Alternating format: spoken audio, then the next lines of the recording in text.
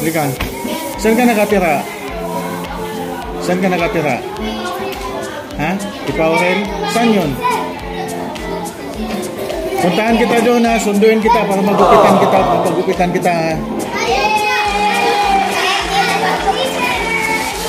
Sabihin mo sa akin kung saan ka nakatira. Yung saktong address mo. Pero ayaw niyo nga po magpagupit. Hindi. Doon po sa Riles, sir. Mainit ang panahon. Dapat yung gupit mo tulad kay Kulyo. Kay yun. Dapat ganyan yung mga gupit ninyo. Ha? Mainit ang panahon. Kita ha. Baka basta sabihin mo sa akin ang address mo. Para pagka yung hindi mainit yung panahon, puntahan kita. Sunduin kita sa inyo. Para makapagpaalam.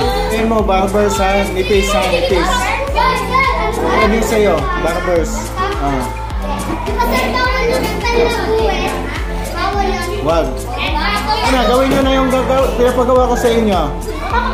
Balik na sa upuan. So, bukas ha.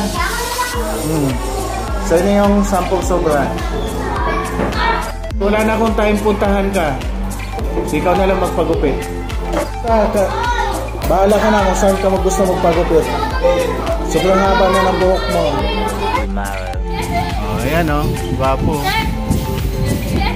ayan oh, gwapo.